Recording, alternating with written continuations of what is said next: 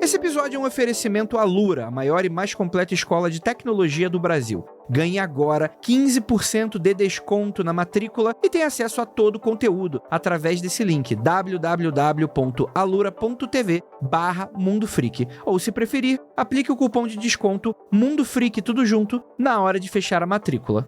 Os links vão estar no post desse episódio no nosso site. Confere lá e bora pro episódio.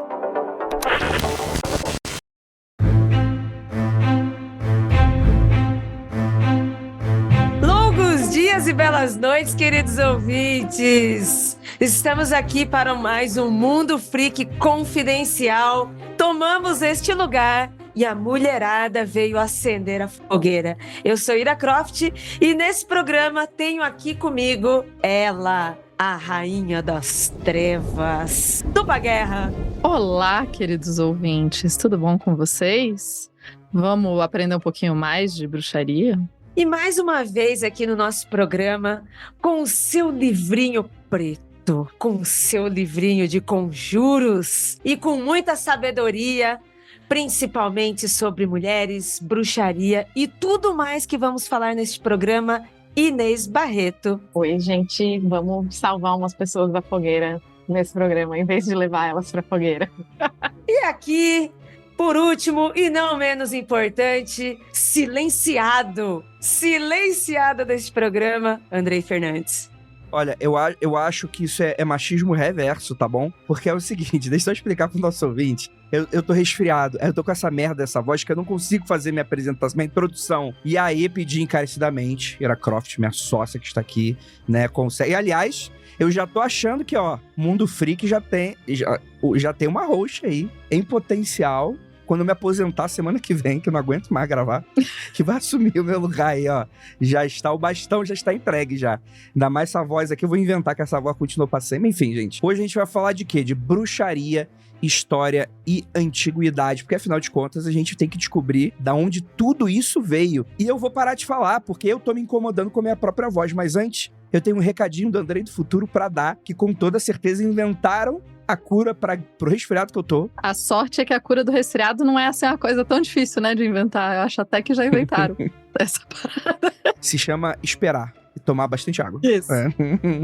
Isso. Mas antes da gente continuar o papo, eu tenho um recadinho bem rápido pra você. Primeiro, estamos começando nosso mês do horror, que vamos ter um mês inteiro dedicado ao tema bruxas e bruxaria. Será que tem tempo para 5 semanas? Outubro vai ter 5 semanas. Vai ter, gente. Nós vamos abordar todos os aspectos. A gente teve um compromisso com vocês, né? A gente fez uns episódios antigos de bruxaria, no qual a gente nunca finalizou aquela trilogia. E aqui a gente tá dando uma remodelada e vai entregar um completaço de bruxaria aí pra você. E aproveitando, vai ser bem rápido esse recado. Seguinte, gente. Primeiramente, lembrar que, né, que esse episódio está sobre a égide da Alura, a maior escola de tecnologia do Brasil. Para você acompanhar qualquer lugar do mundo, matrícula com desconto de 15%, tá no spot no início do programa. O link vai estar no post desse episódio, só para lembrar você, alura.com/mundofreak, ou coloca Mundo Freak na hora de fechar a matrícula. E ó, ajuda a gente pra caramba. Você tem alguma pessoa, sei lá, uma mãe, uma tia, você tem um amigo que, poxa, tá pensando em se inteirar no mundo da tecnologia para mudar de carreira, ou para dar aquela implementada no currículo, indica a Alura com o link do Mundo Freak. Isso você já ajuda a gente pra caramba. E ó, eu vou começar esse recado, além desse lembrete, pra falar que Operação Prato está no ar. E aí, galera, vocês estão gostando? Queria muito que vocês deixassem nos comentários o que vocês estão achando do podcast da Globo, Operação Prato, que tá sendo tocado pela galera aqui do Mundo Freak, né? Cara, eu tô muito feliz. Tá sendo bem legal, assim, até o momento que a gente tá vindo, no momento da gravação desse recado, a gente tá em primeiro no Spotify e em diversos outros agregadores. Então, muito obrigado pela audiência. Indiquem e recomendem. Vamos fazer barulho, porque, ó, a gente vai precisar por questões que eu não vou nem falar agora. Mas até o final da série vocês vão entender por quê. Pra você que não sabe, tá dando mole, procura aí no feed do seu agregador favorito, Operação Prato. E se você não encontrar, dê uma mensagem pra gente que a gente vai ver o que tá acontecendo. Que é o quê? É o novo projeto aí, um grande programaço que estamos lançando aí, né, com a Globo, direção de Ivan Mizanzuki, produção de Ira Croft. Tá um projeto muito chuchu, né? A gente tá fazendo um projeto Humanos, projeto Inumanos, da Operação Prato. Muita gente, inclusive, estranhou. Pô, Andrei, não tem mais a Operação Prato tanto, aqueles episódio duplo que vocês tinham feito no episódio 100 e tanto do Mundo Freak, o que aconteceu? A gente tirou do ar porque ele vai estar completamente desatualizado depois dessa série, e a gente tá estudando uma forma dele voltar depois que essa série sair. Terminar de, enfim, ser publicado, né? Quando a gente terminar a série, a gente vai avaliar se esses episódios antigos. Eu até quero colocar pelo quesito histórico, mas assim, vai ser sem comparação o trabalho que a gente vai fazer nessa série da Operação Prato, no feed novo, do que esses 2 episódios. Isso eu me comprometo, mas fica aí o quesito de curiosidade pra quem quiser escutar, mas não tá no ar ainda. A gente vai ver, tudo bem? Então, antes da gente voltar aqui pro tema desse episódio, falar de bruxa, lembrando, galera, outubro é o quê? Outubro é Halloween. O que é Halloween? Halloween é fantasia. O que é fantasia? Fantasia é o evento de festa fantasia Dama da Freak, galera, dia 26 de outubro. É só isso que eu vou falar. Vai estar no link do post desse episódio. Eu vejo muita gente reclamando, Andrei, pelo amor de Deus, onde é que estão os links do episódio? Meu amor, entra no nosso site, mundofreak.com.br, vai no post desse episódio, vê aí qual é o tema do episódio, identifica lá qual é o post, provavelmente tá ali na home, é um dos últimos que você tá escutando, e aí você vai descer ali a página e tá ali comentado nos recados, comentado no episódio, meu amorzinho. Você vai lá e você vai estar lá o link pra você. Não tem mistério, vai estar link da Lura, vai estar link do que a gente comenta no episódio, se tiver link, né? Se não tiver, aí reclama aí com a Jay.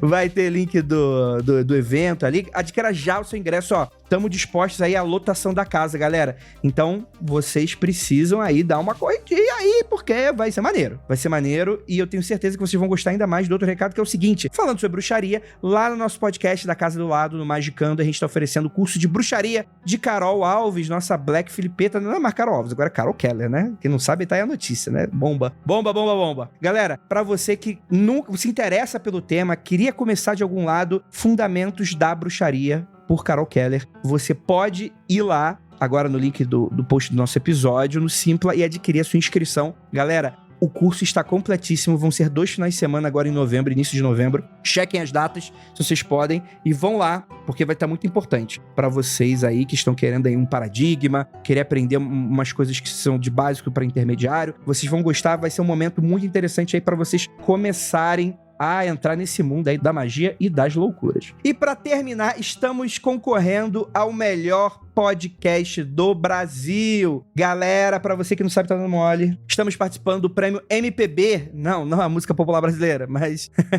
Então, galera, no post desse episódio vai estar lá o prêmio mpb.com.br, pode digitar ou pode ir lá no link do post desse episódio. Passamos na primeira fase. A ideia agora é que vamos agora para a segunda fase. E qual é a parada? A parada agora é que as votações são únicas, mas você pode votar uma vez por dia. Então, aproveitem, entra aqui, ó. Vou entrar agora aqui com o meu login. Eu usei o meu Google para fazer o login no site do Melhores Podcasts do Brasil, e você vai ver que a votação é dividida por categoria. Então, se você for lá em Assuntos Diversos, que é a primeira categoria, você vai ver lá o Mundo Freak. Mas, ó, tem uma coisa também. Se você for lá em Cultura, vai ter o quê? O Aconteceu Comigo. Então, você pode votar uma vez em cada categoria, pelo menos uma vez por dia. Deixa o link ali no favoritos pra você entrar uma vez por dia. Vota no Mundo Freak, vota no Aconteceu Comigo, porque isso vai ser bem importante pra gente. Então, galera, aproveite agora e, ó, falando de aproveitar, sem mais delongas, vamos falar sobre o quê? Vamos falar sobre bruxaria. Bora lá.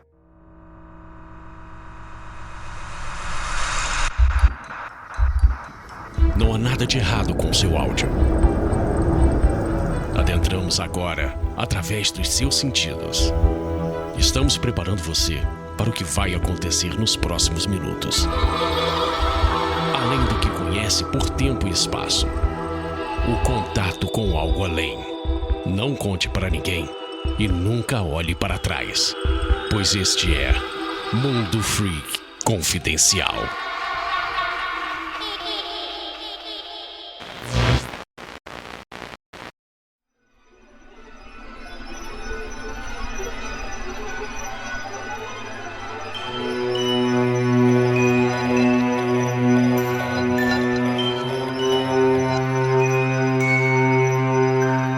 Bem, galera, eu vou falar desse jeito, um pouco mais de calma. Quem sabe um resfriado cura minha ansiedade, me obrigando a falar pausadamente, sem que a minha voz fale muito, mas será um pouco difícil. Mas bruxaria, a gente tem uma pá de episódios esse outubro que vai falar de bruxaria. Então, assim, eu vou cortar a balela e nós vamos ter 2 pontos focais para início, porque a gente tem que estabelecer aqui. quando a gente tá falando sobre bruxaria, a gente tá falando sobre uma visão muito moderna de bruxaria. Então, assim, por mais que tenham características semelhantes de elementos da antiguidade que a gente pode assimilar como bruxas e bruxaria, a gente tá fazendo algo que historiador não gosta muito, que é colocando tudo no mesmo balaio, né? Pro historiador tudo depende. Por quê? Porque historiador é chato. Porque fica falando faculdade. Quem faz faculdade é chato. É isso, essa é a realidade. Eu vou dizer, gente, que dos meus maiores orgulhos da vida, a coisa que me deixa mais... Vocês não tem noção de toda vez que eu ouço algum episódio com o Andrei, ele fala, não, mas a gente tem que ver que isso depende. Eu falo, oh, meu Deus, tão bonitinho. Eu Olha tô aí, tão ó. feliz. Por isso que a gente é triste. O tio do Zap que compartilha fake news, ele é feliz. A gente é triste porque a gente sabe que tudo depende. Ah, vai chover amanhã? Depende. O tio do Zap sabe o que vai acontecer. Ele sabe de tudo. Então por isso que a gente é triste. Mas isso estabelecido, a gente sabe também que bruxaria ou magia é sempre o do outro, né? O que eu faço é religião, o que eu faço é espiritualidade, o que eu faço é o bem. Aquele outro lá, nas sombras, que na verdade não tá na sombra, né? Só tá na minha perspectiva em uma posição que eu não gosto, né? Aquele ali faz feitiçaria, né? E essas pessoas sempre existiram, não é vírgula, não tem uma vírgula aqui, Tupá-Guerra, sempre existiram, né? Então, isso é uma coisa que eu, inclusive, trabalhei um tanto na minha tese, que é essa ideia de o que é magia, né? E como que a gente estuda magia. Porque alguns pesquisadores, por muito tempo, se estudou magia, pelo menos na antiguidade, se estudava muito por esse viés que o Andrei falou, né? Tipo, bruxaria e magia é o que o outro faz. O que eu faço é legal, logo não é bruxaria. Ou seja, não é proibido. Então a gente estudava a magia e a bruxaria a partir da perspectiva da proibição. O que é proibido, o que não é proibido. Então o que é proibido é considerado errado e magia, e o que não é proibido é considerado legal e é o que eu faço. Isso no contexto da antiguidade. Em outros contextos, a Inês vai poder falar melhor, inclusive. Mas aí no contexto da antiguidade, era essa a perspectiva que a gente olhava por muito tempo, até chegarem alguns pesquisadores, e isso vai ter uma mudança especialmente na minha área, judaísmo, especialmente vai ser 2005 pra frente, que as pessoas vão começar a falar de magia, por exemplo, dentro do judaísmo, e começar a interpretar a magia indo além dessa perspectiva de só olhar como uma coisa proibida, e começar a entender que magia como prática e não necessariamente só como proibição. Isso vem um pouco da antropologia também, né? Que a antropologia tinha sempre uma visão muito forte de olhar para o outro e tentar entender as coisas pelo olhar do outro e não entender si próprio, né? Tanto é que a antropologia sempre... Hoje em dia a antropologia já mudou, né? Senão os antropólogos ficam bravos comigo. Mas a antropologia tinha muito essa coisa. A antropologia nasce com essa ideia de, eu vou ali olhar o passado, porque essas sociedades mais primitivas, elas são o que a minha sociedade foi antigamente. E isso é uma visão super péssima, né? Porque é achar que as sociedades vão evoluir, que é outro nome horrível, e um dia chegar nesse ideal perfeito que seria a sociedade da Europa ou dos Estados Unidos, né? Isso não são sociedades perfeitas. Então, se olhava pra magia como uma coisa também ultrapassada e antiquada, do tipo, primeiro a sociedade tem um animismo, e daí depois as religiões se desenvolvem mais, aí elas viram magia, e eventualmente elas se desenvolvem mais, e daí elas viram religião, e daí eventualmente as pessoas passam dessa fase de religião e passam a praticar ciência, que é o auge e o ápice da evolução humana. Que é uma ideia super positivista, né? De que a gente tá caminhando por um futuro, exatamente, né? Não vou fazer aqui o André explaining, mas eu gosto muito, a gente já falou bastante sobre isso no Magicando, que as pessoas têm a ideia de que a ciência é a religião atualizada, a religião é a magia atualizada, e a magia, sei lá o que seja. Enfim, foda-se, né? Mas como se fosse uma régua de conhecimento, né? Mas isso é errado, óbvio, né? A ciência não matou a religião e a religião não matou a magia, né? Isso é muito interessante. É isso, essa ideia de que existe essa linha e que uma coisa depois vem a outra, depois vem a outra, é fingir, que inclusive é totalmente absurdo pensar, tipo, não, a ciência, cientistas não têm religião. Tem vários cientistas que não têm religião, mas ter religião não te faz menos cientista, né? As duas coisas podem conviver. Assim como ter uma religião não te impede de ter práticas que podem ser consideradas mágicas, especialmente por pessoas que estão olhando de fora. E daí isso é uma das questões, assim, né? Então, lá no meu doutorado, quando eu fui falar, eu uso o termo magia no meu doutorado, eu passei gente, você tem noção do tempo que eu passei tentando definir isso, é muito difícil definir magia, porque o termo magia tá carregado desse preconceito e dessa coisa de que é proibido, de que é errado, de que é ruim. E a vez que eu mais recebi raiva numa conferência, conferências tendem a ser lugares muito pacíficos, pelo menos na minha área. E daí a vez que eu irritei muito as pessoas foi quando eu falei, era uma conferência dentro de uma instituição católica, e eu falei que católicos praticavam magia. E eles ficaram muito bravos comigo. Teve um moço especialmente que ele ficou muito bravo comigo. Muito. A ponto, né? Vocês têm noção, gente, que a ponto da minha orientadora e uma outra professora levantarem quase que pra fisicamente me proteger, assim, porque o cara começou a gritar e ela, tipo, não, ela... Quase levou uma cadeirada, tupá do céu! Olha só essa revelação aqui desse programa. Quase. Como o ambiente acadêmico é gostoso, né? Nossa, que saudável. É um mundo maravilhoso. Numa universidade católica. Católicos e cristãos que são conhecidos pela sua paciência e pela sua, né, liberdade de opinião e de crença, né? Pela sua boa convivência com outras pessoas, né? Né, na conferência tinha gente de todas as religiões, inclusive sem religião, porque era uma conferência sobre os manuscritos do Mar Morto, então tinha a galera. E foi interessante. Esse foi um rolê bem... Foi assim, né? Mas foi um dia que a minha orientadora e essa outra professora levantaram e elas falaram, tipo... Não, você não tá prestando atenção no que ela tá falando. Ela não tá falando isso. Ela não tá falando que você faz coisas proibidas pela sua religião. Ela tá falando que num olhar de fora, a partir de uma perspectiva ritualística, toda religião tem algum quê de magia. E era isso que eu tava, né, trazendo, assim. Eu tava falando, olha, isso é um termo que eu tô usando academicamente. Eu não tô usando isso pra definir a sua vida, a sua prática, ou enfim. E o cara era acadêmico, ele deveria saber. Será que tinha um certo machismo envolvido, gente? Será? Mas é que acadêmico hoje em dia não quer dizer porra nenhuma também, né? Isso aí tem esse fato também, né? Mas ele era da área, teoricamente. E é complicado, né? É meio difícil a gente falar sobre bruxaria e não falar sobre violência de gênero. Às vezes, né, pro ouvinte, para outras pessoas pode parecer repetitivo, sabe? Em todos os programas sobre bruxaria a gente já citou isso, desde os antigos, esses especiais desse mês, porque a bruxaria também tá relacionada ao gênero e ao comportamento, à visão que se tem, né, do que uma mulher, como ela é uma mulher. Uma historiadora contemporânea, né, e pesquisadora que a gente também citou nos outros programas, que é a Silvia Federici, ela tem o seu primeiro trabalho na história da bruxaria e depois ela tem uma releitura onde ela adiciona sobre bruxaria contemporânea, desde questões referentes a mulheres e também a caça às bruxas em que houve em outros países, não como houve, mas que existe essa violência, então ela se torna uma caça às mulheres e caça às bruxas, né? Então eu acho interessante citar a Silvia por isso, né? Porque por mais que a gente tenha uma separação aí, sabe? Eu acho que essa questão da mulher como bruxa, a gente vê em vários arquétipos que a gente vai ler aqui na pauta e até hoje também, sabe? Ainda que a gente tenha uma discussão mais aberta,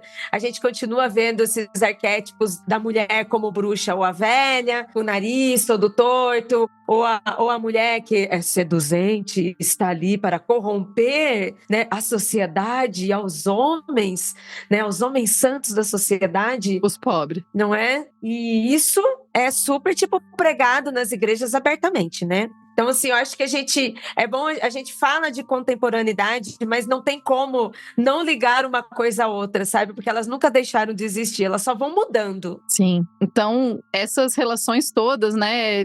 Quando a gente estuda academicamente, a gente passa muito tempo justamente para tentar achar essas definições e não deixar tão amplo, assim. Porque várias sociedades praticam algum tipo de ritual ou ritualística dentro de suas religiões que entendem alterar o mundo, e daí como a gente define o que é magia, o que não é, o que é bruxaria, o que não é. Bruxaria eu acabei não entrando tanto quando, né, na minha tese, porque não era o meu objetivo. Magia e bruxaria não precisam estar juntos necessariamente, né? Então eu trabalhei mais com a questão da magia mesmo e demônios, e daí não tinham bruxas. Na minha pesquisa não tinham bruxas. Eu não fiz pesquisa, ouvinte, então a minha relação é só indireta aqui também. Bem, eu tenho um podcast, então eu falo um monte de coisa sem nenhum tipo de embasamento, então tá tudo certo também. Isso. Murilo, corta o Andrei ali que ele tá sem voz.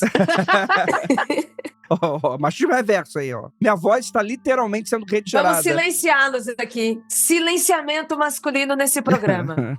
Mas, Inês, queria escutar um pouco de você, um pouco do seu pitaco embasado. Pensando, né, que eu A minha pesquisa é muito mais recente que a da Tupá, né? Eu dou ali os meus pitacos em história moderna, que é mais ou menos ali do século XV para frente, até porque a pesquisa sobre bruxaria me levou a entender um pouco disso, né? A gente tem, a maior parte dos registros que a gente tem de fontes históricas sobre bruxaria é desse período ali, 15 e 16, porque é o auge da Inquisição. Então a gente tem muita documentação escrita sobre isso, e aí houve uma época que os historiadores só estudavam coisas escritas, então a gente tem muito trabalho de coisas escritas sobre a Inquisição, e eu mesma pesquiso bruxaria mais contemporânea, século XIX e XX. Mas as ideias são, assim, né, as estruturas de pesquisa são mais ou menos as mesmas, né? Teve uma época que ainda se acreditava nisso, né, de que existe uma divisão entre magia e religião, que elas seriam coisas separadas ou que a religião seria uma evolução da magia, e com o tempo, até olhando esses documentos de Inquisição e tudo, os historiadores começaram a perceber que a coisa não era muito assim. Mas tem alguns casos de pessoas que foram acusadas de bruxaria, que tinham práticas que a gente pode chamar de magia, mas que na cabeça dela elas sempre foram católicas. E elas iam na missa uma vez por semana, ia lá na Páscoa, tinha feito todos os sacramentos, fazia todas as procissões. Né? Essas coisas elas não são tão divididas quanto se achava uma época que eram. E acho que a gente vê muito isso, né? Como a gente já falou também, no contemporâneo. Né? Você pode ter práticas de magia e religião juntas, ou separadas, ou se conectando de algum jeito. E acho que com a visão contemporânea de bruxaria, principalmente depois do neopaganismo, né, e não só da Wicca, mas as bruxarias tradicionais, tudo que aí vem muito isso, né, porque aí você tem uma ressignificação da bruxaria como uma religião mesmo, né, que incorpora as práticas de magia nas suas próprias ritualísticas e assume isso, como outras religiões não fazem. Então acho que aí isso fica ainda mais forte. Mas ainda a gente tem muito essa percepção de que a magia é sempre o que o outro faz e a bruxaria é sempre maléfica, né? Existe esse imaginário comum da bruxaria ser maléfica, né? Tem um historiador que eu sempre cito, que é o Ronald Hulton, que é um historiador britânico, que hoje é tipo a grande autoridade em pensar bruxaria no mundo. E aí ele fala, né, dos pontos em comum que existe nessa ideia de bruxa que vem vindo lá desde a Idade Média. E um dos pontos é justamente isso, né? É a mulher normalmente, mas a pessoa que congrega tudo aquilo que aquela comunidade odeia. Né? Então é sempre esse maléfico, porque é aquela pessoa que tem que ser expurgada da comunidade de alguma forma, porque ela representa tudo que todo mundo odeia. Ela congrega essa tensão social da comunidade. E que isso é uma coisa que a gente vê como uma permanência desde ali de processos da antiguidade até processos muito recentes de bruxaria, né? E às vezes a gente ouve notícias de alguém que sofreu perseguição de bruxaria na África, por exemplo, né? Que é um outro contexto de bruxaria que vem depois do colonialismo, enfim. Mas a ideia, a base é a mesma, né? É sempre aquela pessoa que representa o mal na comunidade e precisa ser expurgada, né? Isso é uma coisa que a gente vê meio que permanecendo ali. E a própria comunidade, né, acaba definindo a pessoa, né, como praticante de bruxaria, né? Como pode haver ou não, né, a pessoa ser chamada de bruxaria e praticar magia, como não, e as pessoas que não estão praticando por estarem dentro dessa visão que a sociedade tem, né? Tudo que é à margem daquilo que é aceitável, a própria pessoa acaba sendo definida, né, como bruxa, bruxo, fazendo bruxarias. Historicamente é sempre o outro que te define como bruxa, né? Tem até alguns historiadores que falam isso, que se não existisse Inquisição, não existia a nossa ideia de bruxaria, porque a gente é sempre, a pessoa que é definida como bruxa é sempre definida pelo grupo ou pelo de fora. E aí quando a gente vê documentos de Inquisição, isso aparece muito sensivelmente, assim, nos depoimentos das pessoas que foram acusadas. Elas não entendiam que elas eram bruxas, muitas delas não achavam que elas estavam fazendo nada de errado, mas era o outro, né? O inquisidor, o cara que estava lá, o sacerdote que escrevia, ou a comunidade mesmo que punha essa pecha na pessoa, né, que acusava ela de bruxaria. Que pra mim é o que aparece muito bem representado no filme da bruxa, né? Ela não era uma bruxa, mas aquela construção foi tão sendo feita em cima da menina que no final ela assumiu esse papel. E historicamente é meio isso que aconteceu mesmo. Esse contexto de fim de Idade Média e da Idade Moderna, dessa construção da bruxa.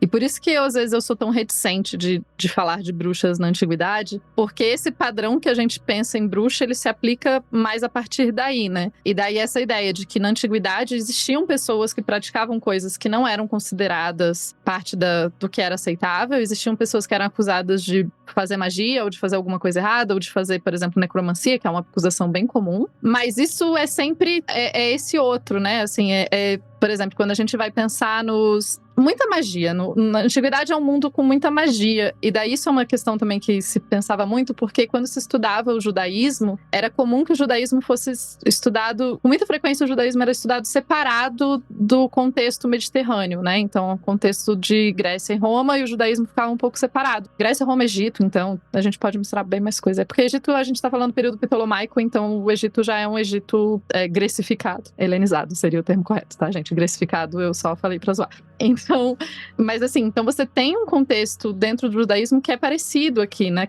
Ele tá envolvido nesse contexto mediterrâneo, só que ele não era estudado como parte do contexto mediterrâneo. E eu vejo isso muito em parte porque como o cristianismo era muito forte nas universidades, a gente tem que lembrar, as universidades surgem, né? O modelo de universidade que a gente tem surge na Europa, e daí tal, as pessoas não queriam colocar o cristianismo e o judaísmo dentro da ideia de... Então, eles fazem, a gente não. Mas ainda assim, né? Então, quando a gente pensa em magia na antiguidade da Mesopotâmia, na antiguidade judaica, na antiguidade grega e etc., a gente não tá pensando no padrão de bruxa e bruxaria do século, lá, a partir do século final dos 14, 15, enfim, pra frente, né? Porque essa construção ela vai ser moldada pela Inquisição, como a Inês estava falando. Antes, o que a gente tem são pessoas que praticam o que hoje a gente, com o nosso olhar, chama de bruxaria ou de magia, mas que não eram entendidas como, né? E não eram necessariamente perseguidas como. E daí fazer a separação, porque assim, sempre teve quem era considerado indesejável na sociedade e acusado na sociedade de fazer algo errado. Mas, em geral, essas pessoas eram mais acusadas de serem, por exemplo, hereges,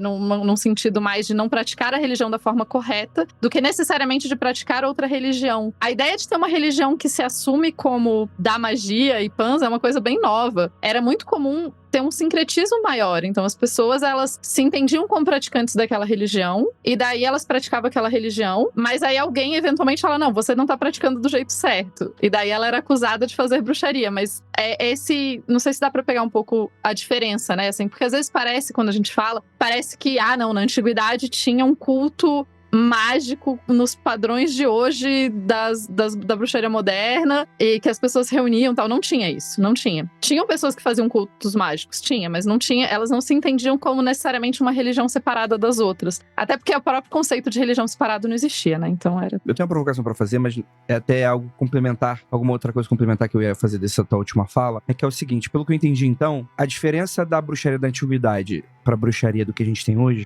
e é claro que aí tem uma generalização extremamente obtusa, óbvio, né? Sim. Mas generalizando aqui, na antiguidade, magia seria você fazer a religião da maneira errada, você praticar a religião da maneira incorreta, como um herege. E hoje em dia, aspas, né? E dentro desse século XIV, XV pra frente, seria algo muito mais ligado à figura do mal, segundo a Igreja Católica. Faz sentido ou não? Sim e não. Porque a bruxaria de hoje é diabo. Você está cultuando o diabo. Sim. Né? Na visão tacanha de um cristão, né? Primeiro eu preciso dizer, Andrei, que você tá muito acadêmico. Quero fazer uma provocação. Eu me senti numa congresso nesse momento.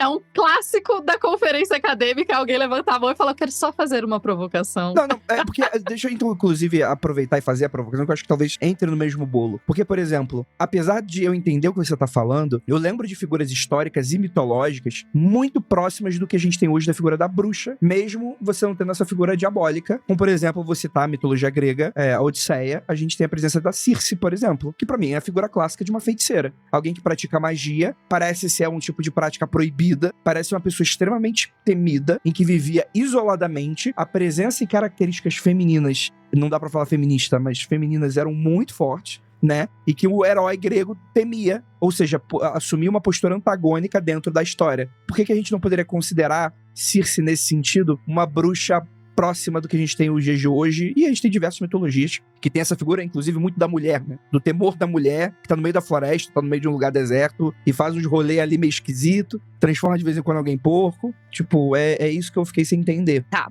Eu vou puxar um negócio e aí você fique à vontade pra me interromper e complementar, por favor. É porque eu acho que o que surge um pouco de confusão é uma confusão que eu faço também, todo mundo faz, tá? Não... Mas é a ideia que a gente procura uma linha reta das coisas. E a gente procura uma explicação única para as coisas. E em história, na verdade em tudo que é humano, né? As coisas não são lineares e elas não têm explicações únicas. Elas têm milhares de coisas que interferem. Então, a gente separar o que é bruxaria do que é misoginia, em vários níveis essas coisas se interconectam, mas elas não são necessariamente a mesma coisa. Por isso que é uma resolução um pouco simplista de só dizer, ah, não, toda mulher era perseguida, toda bruxa era perseguida só por ser mulher. Eu falo, tá, calma, não é bem isso. Além disso, também por isso. E daí, nesse caso, né? Então, assim, na antiguidade a gente tem misoginia. E na antiguidade, não seria o termo correto, mas enfim, vocês entenderam. Mas na antiguidade a gente tem sim mulheres que são perseguidas por serem mulheres e que vão ser acusadas de fazer o mal. E daí que é um pouco essa diferença, você faz o mal, mas o mal faz parte daquela religião também. Então é por isso que eu digo que, tipo, ela não tem uma religião, ela, por exemplo, ela não, a Circe não adora o demônio. Ela tá tão dentro da religião, ela é tipo uma deusa junto com os outros ali. Ela faz parte da mitologia, a semideusa junto com os outros. Só que ela pode não ser tão legal e ela é mais temida, mas isso não faz dela parte separada do rolê, entendeu? Então ela tá lá ainda. E além disso, o fato dela também ser tão familiar pra gente é que a gente tem que lembrar que parte considerável da nossa própria construção de bruxaria e de bruxa, etc., vem dela, né? Então, o pessoal da Europa usou ela e o padrão dela para reinterpretar o que eles achavam na Idade Média, no final da Idade Média e na Idade Moderna. Eles olhavam para ela e falavam, olha, ela parece tudo que a gente acha que deve ser bruxa. Então, eles pegam ela, só que eles não estão interpretando como que ela era vista na sociedade grega. Porque é diferente, por mais que eu leia o texto, e isso é um negócio que a gente aprende na história, né? É você olhar para um texto e tentar ir um pouquinho além do que ele te conta. Porque o que ele te conta, e essa parte de ler, né? Se eu ler, sei lá, se eu ler um texto grego hoje e eu não for especialista naquele período, naquela área, tal, eu vou perder essas referências. E eu não vou conseguir entender direito como que as pessoas daquela época liam aquele texto. E isso que muda essa chave, assim. Então, pra gente, claro que parece muito parecido. Porque a gente aprendeu esse modelo a partir desse texto. Só que a gente tá lendo ele numa cabeça de hoje. E daí, para um grego, ele ia ter medo, mas ele não ia pensar que ela era de um grupo separado, digamos assim. Tá. Não sei se deu pra pegar. Entendi. E tem uma outra camada aí que acho que para os gregos e para os romanos isso é mais sensível, que é o tabu religioso. Na visão deles, existe aquela religião, digamos, do Estado, né?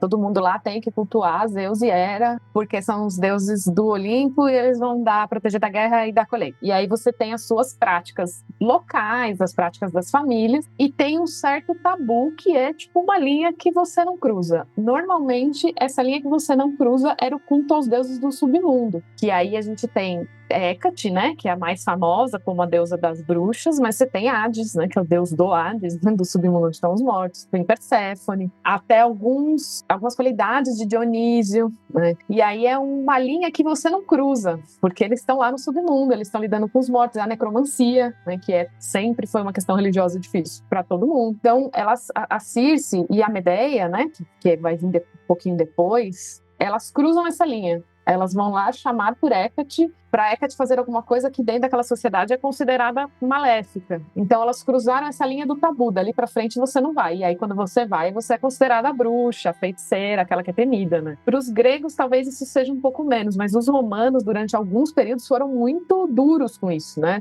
Tinha proibição legal mesmo, assim, de punição se a pessoa cultuasse Hécate e Dionísio. Dionísio também porque o culto era um culto de êxtase que criava o caos, então ele foi proibido para botar ordem na sociedade. É tipo, gente, não. É menos, né?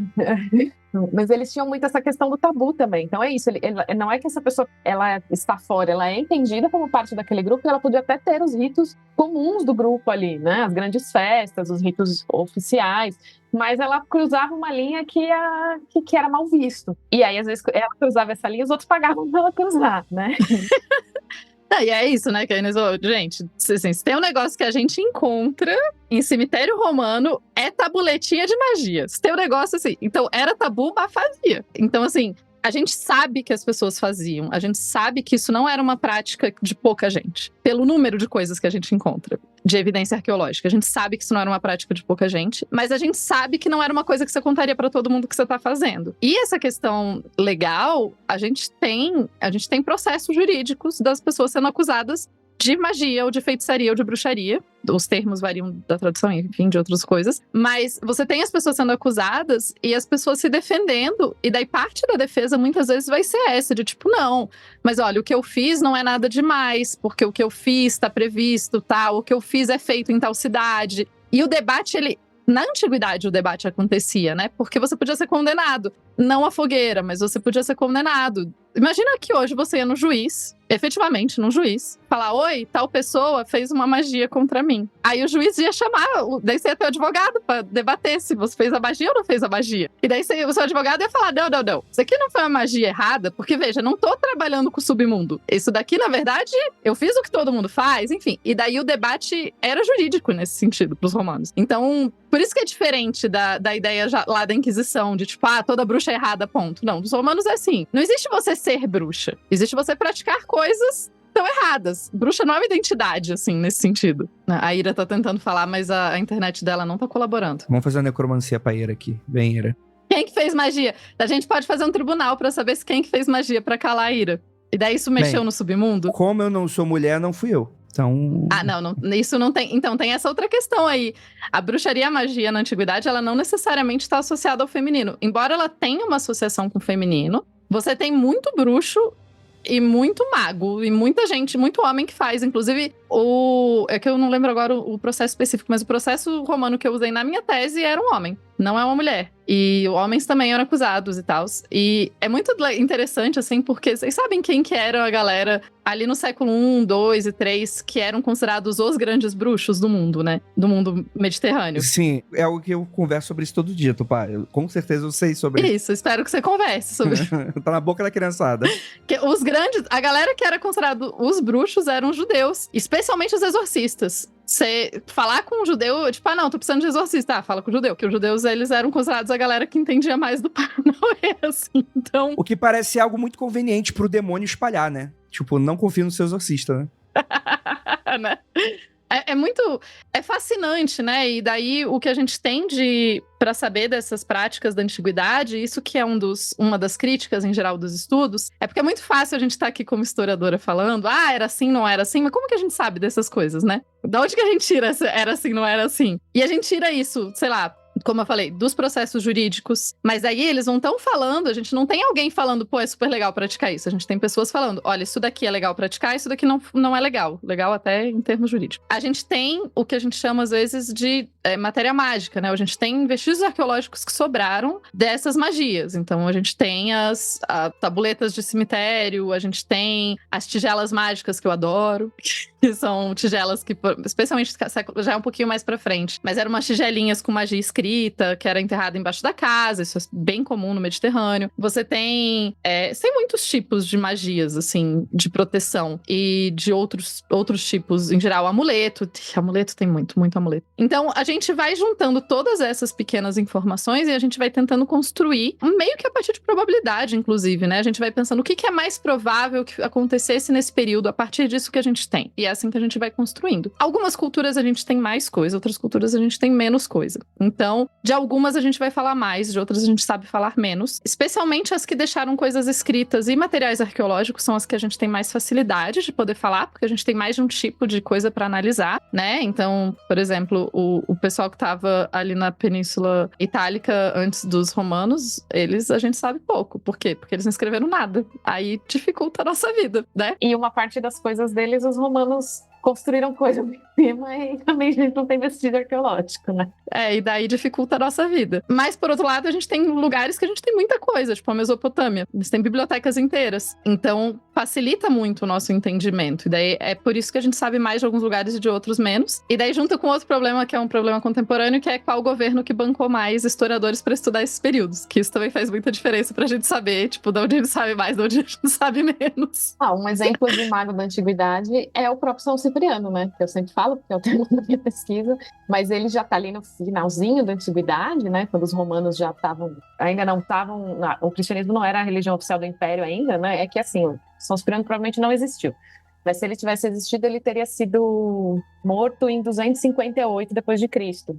Mas a história dele representa justamente isso, né? Que é um feiticeiro que cultuava deuses pagãos e que se converteu ao cristianismo. E tem algumas outras figuras ali, tipo o Simão o Mago, que é uma história de um mago que desafiou os apóstolos, que veio um pouco antes, que emulam bem essa figura do feiticeiro judeu, né? No caso do Cipriano não é exatamente judeu, mas está no contexto, e que também trazem essas pistas, né? Se eu tenho ali a história do Simão o Mago rodando por um lugar na Europa, se na outra eu tenho o São Cipriano, se mais ou menos ali um pouquinho depois a história do Salomão, do rei Salomão, como mago aparece. Então eu tenho um contexto que as pessoas tinham na cabeça delas, que estes homens, né, homens de letras, homens que tinham uma posição social, conheciam magia e praticavam magia paga, né? Alguém pagava para eles fazerem, porque isso é meio comum nas 3 histórias. Então também se junta nesse monte de vestígio que a Tupá falou, da gente pegando essas histórias, né, às vezes de tradição oral, textos ligados a esses personagens que eles aparecem fazendo alguma coisa, uma oração para eles, né, que ainda sobreviveram alguns. Então dá para entender esse contexto e pensar nos personagens históricos, ali, nos agentes históricos que estavam acreditando nisso, vivendo esse imaginário, né? Que é isso que é o historiador perguntar pro texto e ler além do que o texto tá te contando, né? Porque você pegar o texto de São Cipriano e do Simeão e tal, você pegar esses textos e só ler a história deles, você não tá aprendendo nada de novo, né? É você olhar para esses textos e entender em qual contexto social esses textos fazem sentido. Que tipo de gente que para quem esse texto faria sentido? O fato desses textos coexistirem, o que isso me conta sobre essa sociedade? Então é esse tipo de pergunta que os historiadores vão fazer, né? E aí a partir daí que a gente consegue essas conclusões. E eu empolgo loucamente, vocês não têm noção de como eu fico empolgada quando eu começo a falar disso, porque eu acho isso muito fantástico, porque justamente você olhar para o passado, eu sei que às vezes as pessoas acham que a gente acaba com a diversão de todo mundo, né? Porque a gente fala, não era assim. Mas por outro lado, olha que incrível a gente poder pegar uma fábula, um livro não sei o quê, uma receita de bolo e 3 pedaços de pedra e conseguir acessar e entender como que aquela sociedade funcionava. Eu acho isso muito fascinante, assim. Claramente apaixonada pela minha profissão. Mas...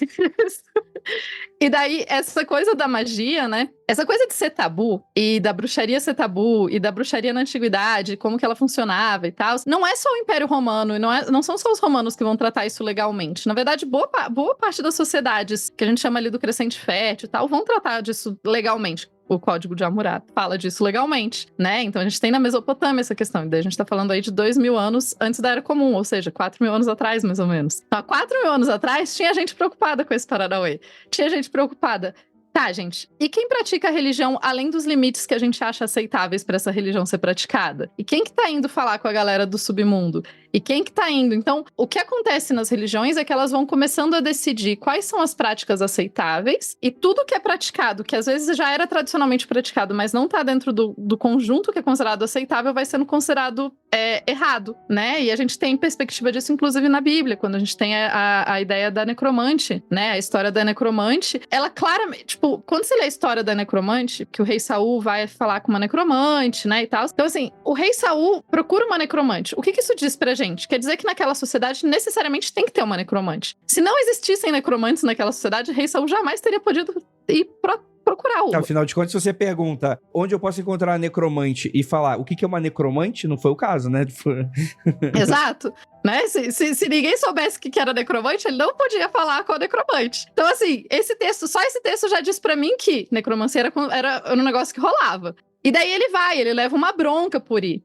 Inclusive, o fato dos textos religiosos, claro que eu entendo mais os judaicos, mas enfim, de outros textos religiosos também, o cristianismo, então, o fato dos textos religiosos constantemente ficarem repetindo que não é pra fazer esse negócio, nos diz que a galera continuar fazendo esse negócio a despeito dos textos. Porque se você tem que ficar proibindo a mesma coisa várias e várias vezes, é porque ninguém tá te ouvindo. É aquilo que, como na guerra às drogas, as drogas continuam vencendo até hoje, na guerra à necromancia, a necromancia continua vencendo até hoje, né?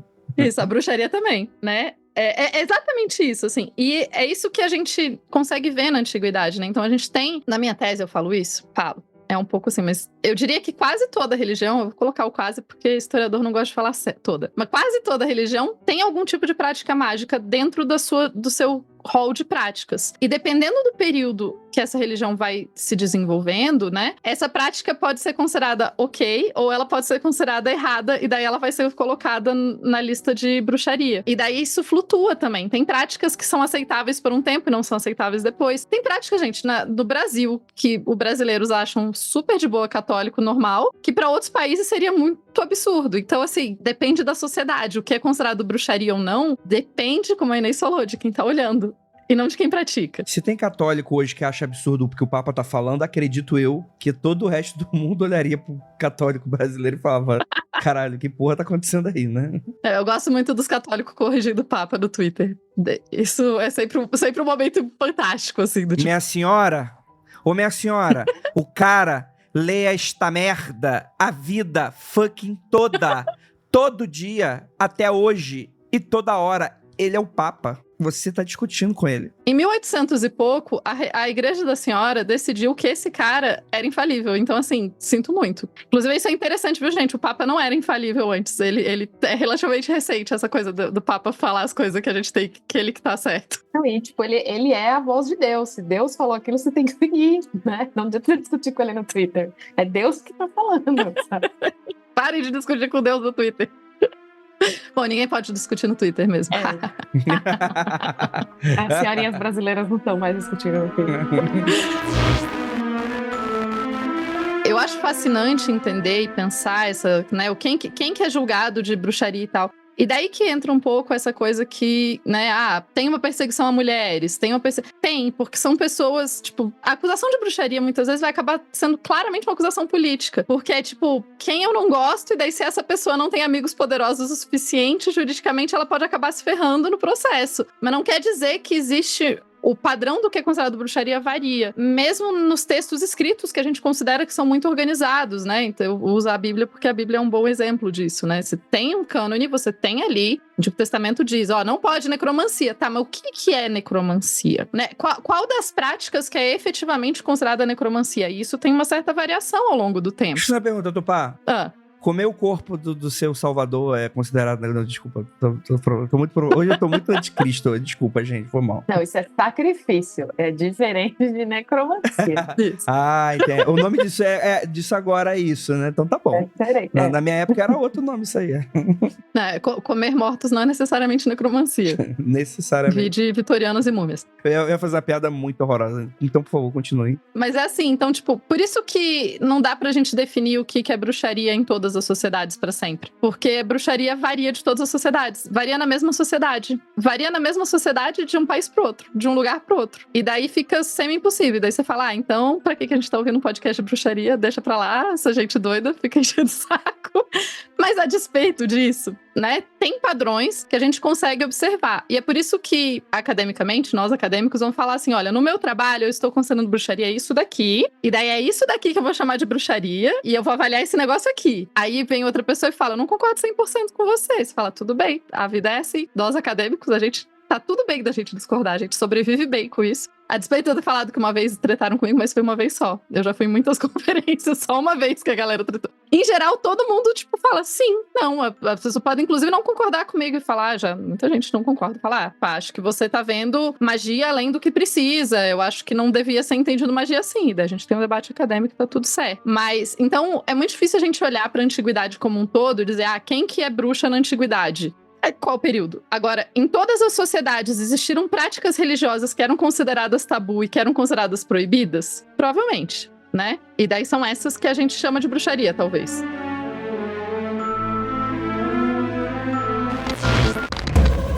Você está ouvindo Mundo Freak. No mês do terror.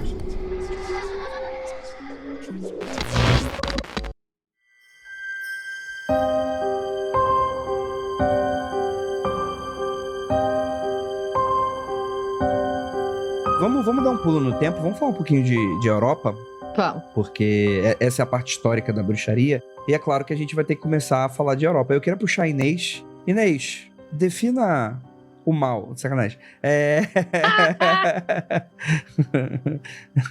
Você sabe que eu tô pensando em fazer um artigo sobre Claro que está. o mal nos manuscritos do Mar Morto? Só por isso, assim, tipo, só porque de tanta gente brincar disso, eu fico, tipo, quem sabe um dia. Por favor, faça. Muito bom. Eu já achei que você ia falar, defina a bruxaria. E aí eu já ia falar, o mal é um É muito fácil. Aí é muito mais fácil. Até eu defino bruxaria. Define Precisa aí, ser mulher, precisa fazer magia. o que é magia? É uma mulher fazendo coisa que não pode. É bruxaria. Então você tá dizendo que uma assassina seria bruxa necessariamente? Ao dar uma facada numa pessoa, essa mulher está fazendo bruxaria? Com certeza. Com certeza. Com certeza. E se ela fizer o cara cair sem usar arma, é mais bruxaria ainda. Isso aí tem uma escala de bruxas, assim. Entendi. Mas fala aí, Inês. A bruxaria, nossa ideia de bruxaria, que é normalmente a bruxaria satânica, né, relacionada a algum tipo de pacto, ela é essencialmente europeia ali, que começa a aparecer mais ou menos no século XIII, né? O que acontecia? Do final da Antiguidade até o começo da Idade Média, você tinha umas práticas ali que eram consideradas práticas de magia, que eram uma sobrevivência de paganismo, então, mesmo a Europa já sendo fortemente cristianizada, tinha lá aquela comunidade lá em tal lugar que fazia um ritual de colheita e meio que a igreja ia deixando, tinha uma senhora ali que fazia uns partos, umas coisas de erva e a igreja ia deixando. Só que aí lá no século XIII, XIV, os próprios padres começam a praticar magia, né? É a época que começam a surgir os textos mais organizados de necromancia, porque eles tinham uma ideia de que era uma forma de você entrar em contato com outras manifestações do divino. E eles começam a invocar espíritos, invocar demônios, outras, né? Invocar anjos, né? Alguns desses textos você não tem diferença entre o que é demônio e o que é anjo. Quem nunca, né? O que faz bastante sentido. Exatamente. Essa galera estudava teologia, claramente.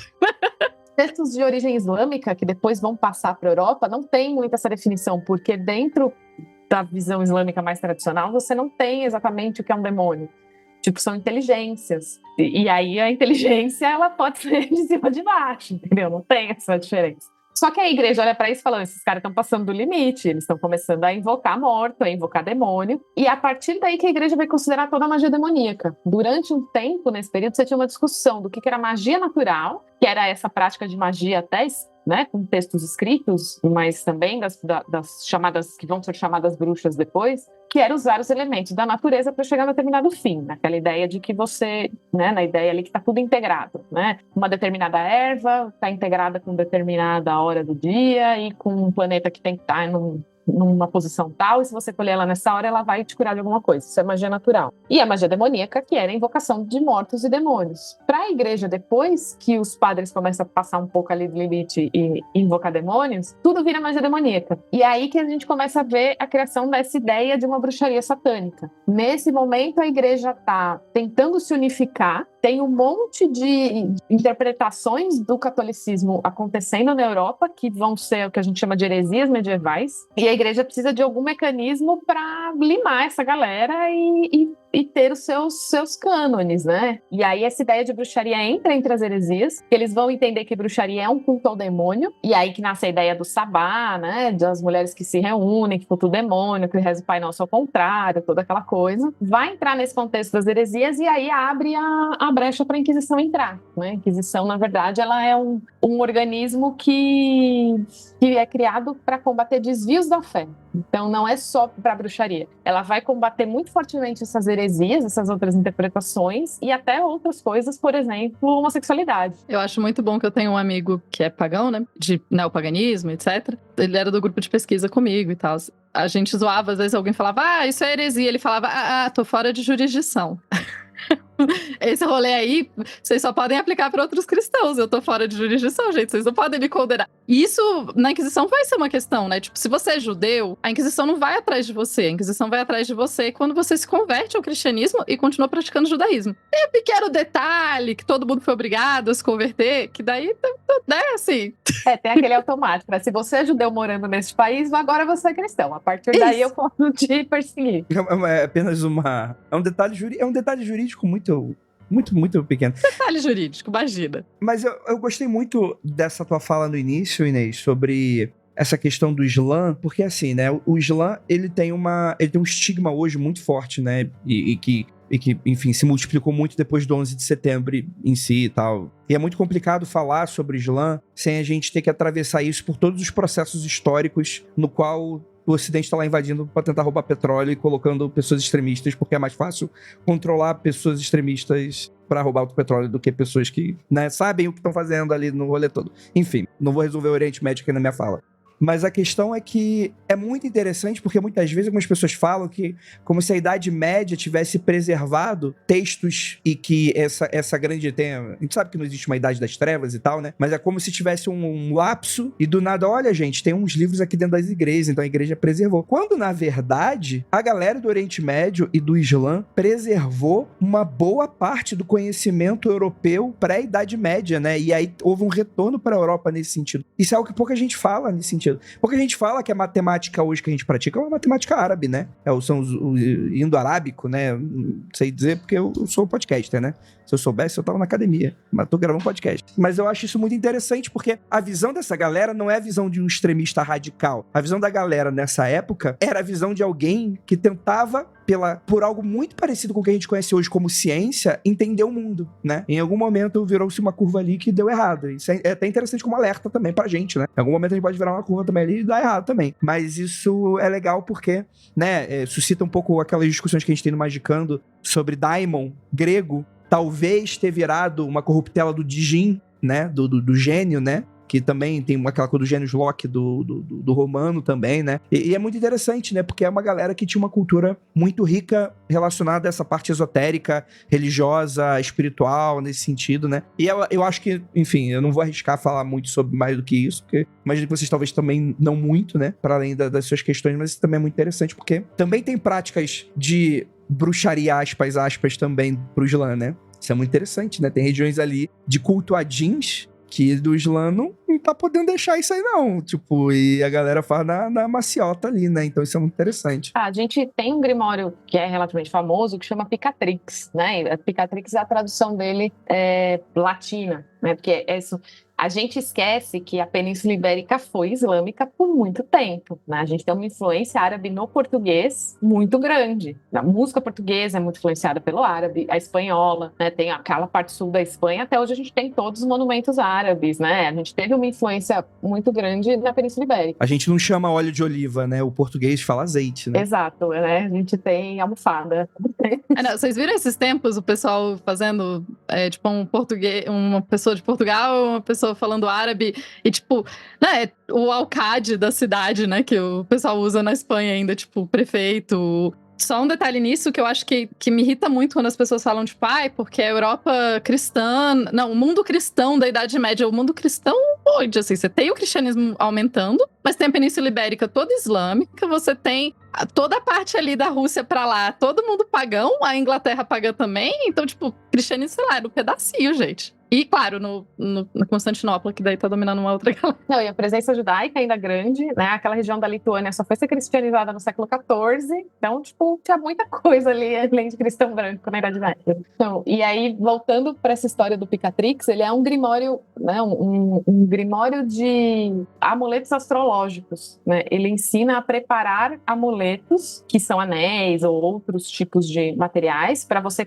imantar eles com diferentes energias, com base na astrologia islâmica, né? O que a gente conhece como astrologia e até uma boa parte da astronomia ali no princípio, né? Antes delas separarem, ela é basicamente uma criação islâmica em muitos pontos, né? Que além de preservar o europeu, eles desenvolveram muita coisa. As universidades espanholas ali da Idade Média eram muito produtivas, né?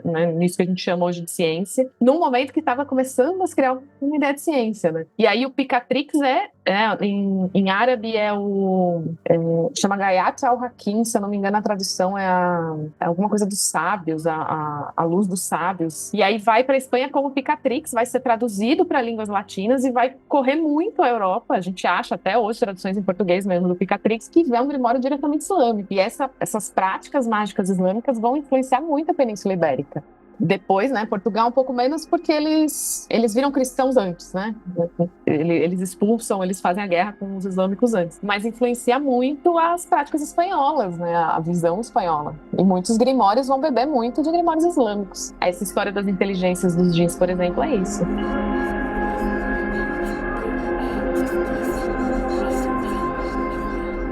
Eu acho interessante que também tem isso, né? A gente tem uma impressão hoje que o mundo cristão e o mundo islâmico sempre foram muito separados, né? E na Idade Média essas coisas não eram separadas. A despeito de você ter reinos cristãos e, tipo, a gente pensar, a Península Ibérica, e parece que a Península Ibérica estava separadaça, mas na verdade tinha muito comércio, tinha muita viagem. Não era assim que também que, sei lá, se você fosse um nobre islâmico ou uma coisa e você entrasse em Paris, as pessoas iam te matar na porta. Não era assim. A despeito de viagem ser uma coisa bem mais complexa na Idade Média, mas a gente tem inclusive textos que eu acho fantásticos. A gente tem texto de viajante judeu que morava na Península Ibérica e que foi pra Constantinopla num barco cristão, e daí tipo, caraca, gente, que? Brother, tem túmulo viking com amuleto Alá. Não existe essa barreira que o pessoal acha que tem, do tipo...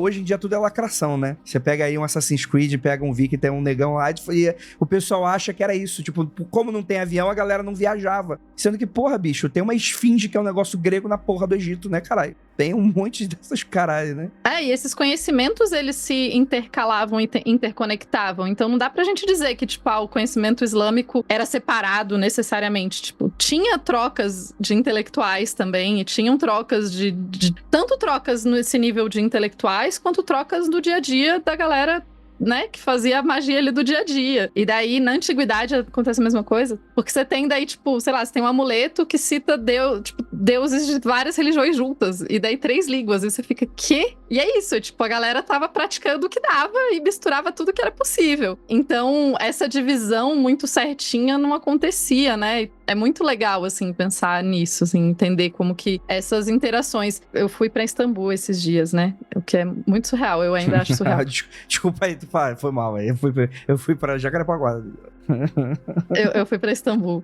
E daí eu visitei o castelo dos otomanos, né? Da monarquia otomana, o palácio deles. E é muito... Eles têm uma área que você, inclusive, é uma área sagrada e é um lugar de peregrinação, porque tem várias coisas, objetos sagrados islâmicos. Então, nessa área do palácio é uma área que você tem que entrar coberta, e você tem uma pessoa com uma música, toda uma coisa bem separada, né? O resto é tipo museu normal, mas essa área é separada. E daí é interessante porque você entra lá e daí você pensa, tipo, islâmicos, vai ter, tipo, Maomé. Tem um monte de coisa de Maomé. Tem, tipo, barba de Maomé. Aparentemente, Maomé cortava a barba e a galera guardava, e tem, tipo, 50 mil potinhos de barba de Maomé. Mas fora o barba de Maomé, tem coisas do tipo, o cajado de Salomão, assim. E daí você fica, quê? E daí, tipo, o crânio do santo não sei o quê. E daí é isso, é lembrar que, tipo, sei lá, Constantinopla era cristã, e daí você tem os otomanos, que tem o islâmico, mas eles não necessariamente vão deixar de preservar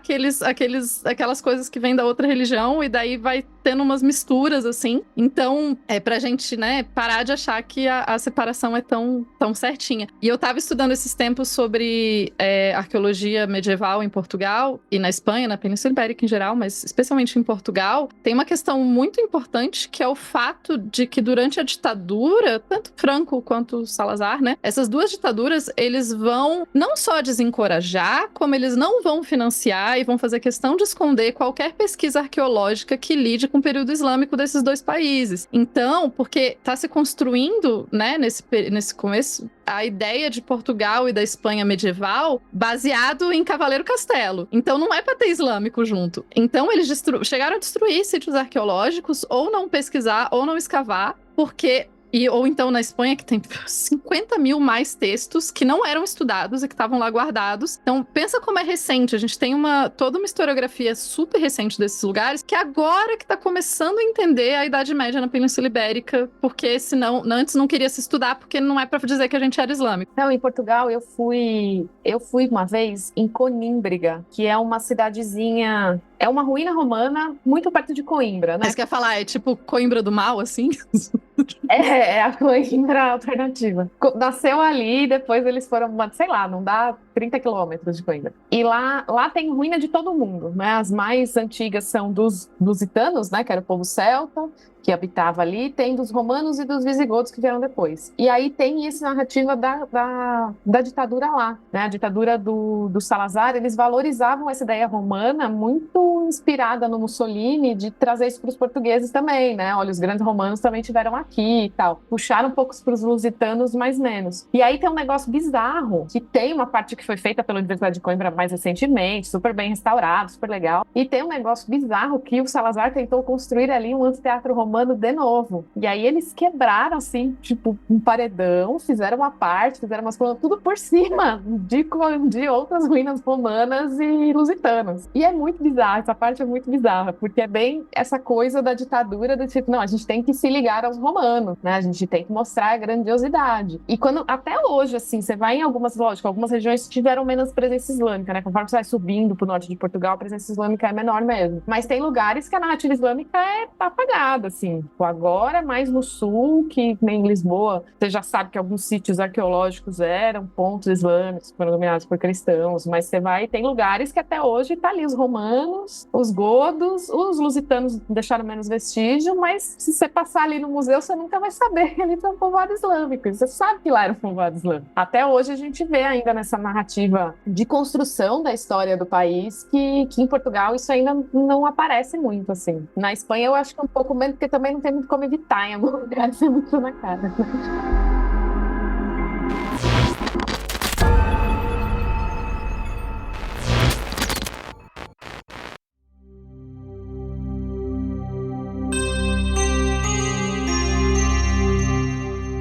E eu acho que essa discussão, poxa, é um podcast sobre bruxaria, mas eu acho que isso é muito interessante porque isso faz parte da construção do que é o proibido, né? Então, por exemplo, poxa, o que essa discussão sobre Islã e Espanha tem a ver com gente queimando, tipo, mulher que se sabia ou não que ia chover, provavelmente analfabeta no meio do mato, né? E é muito interessante que isso tudo dialoga de alguma maneira, né? Então, quando a gente vai pra esse, enfim, né, Malleus Maleficarum, Inquisição, né? Lembrando que a Inquisição, galera, não é a Idade Média. Existia perseguição. Eu estou deliberadamente fazendo uma pergunta burra para servir de ponte pro nosso ouvinte, mas...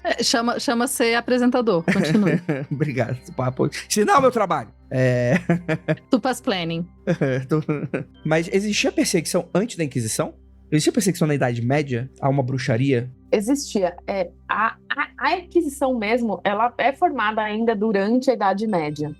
Mas o que existia até durante a Inquisição e que acontecia na Idade Média era que as próprias comunidades e a autoridade religiosa local resolvia ali. Porque na Inquisição você tinha uma organização centralizadora ali em Roma e enviados oficiais e organizações centralizadoras nos reinos, né? Cada reino tinha sua mini Inquisição ali que o rei podia mandar e tal. Antes disso, os padres já podiam fazer esse tipo de perseguição, digamos assim, de resolver um conflito ali com uma bruxa.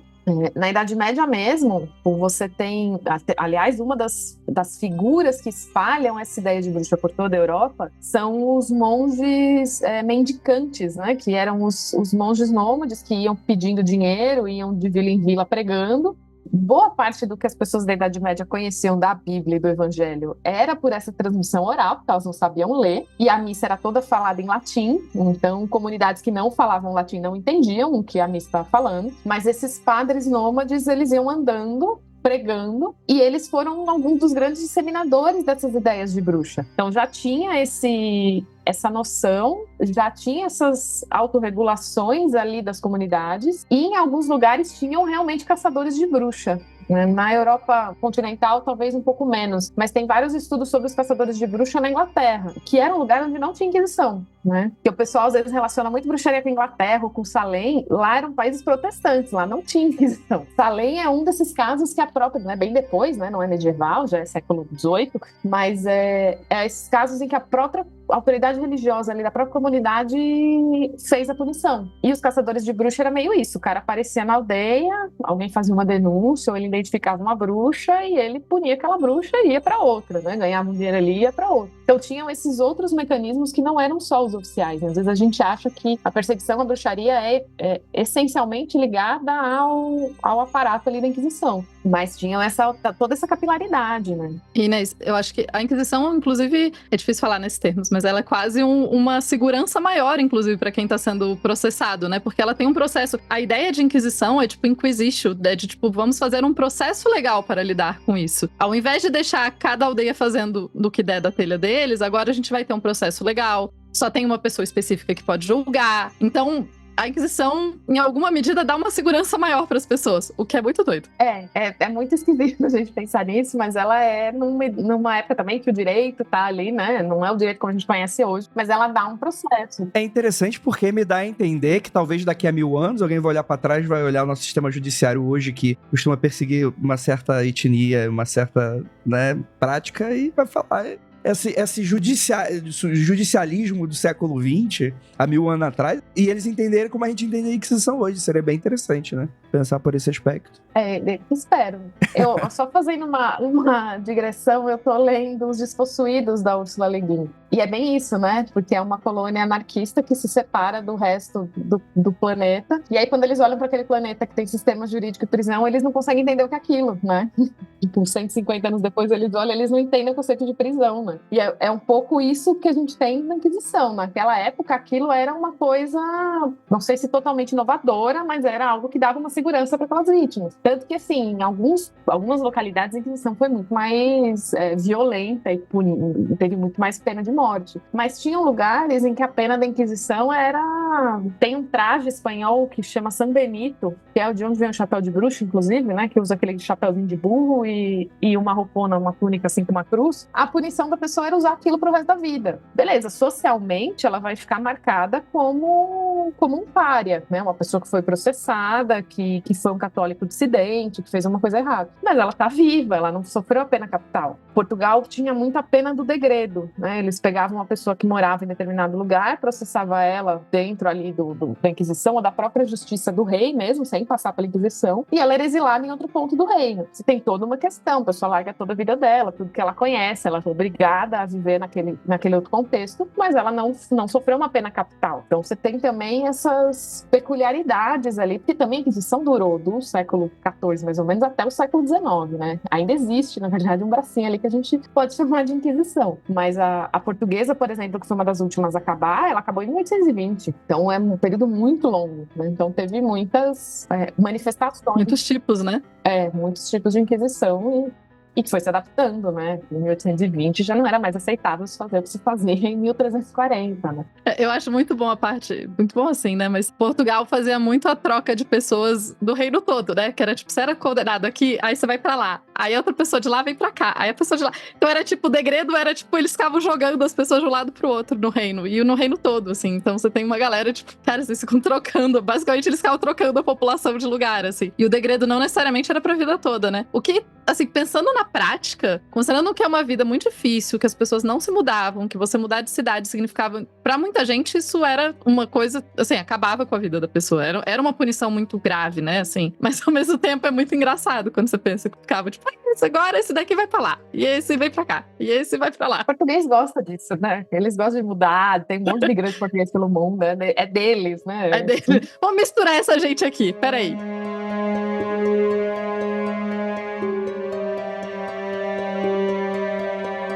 Só uma coisa dessa de queimar bruxa na Inquisição, inclusive, é porque eu li um livro esses tempos muito bom sobre queimar hereges. É um excelente livro sobre queimar hereges. Era um manual? O que você tá lendo essa porra? Queimando hereges for dummies, né?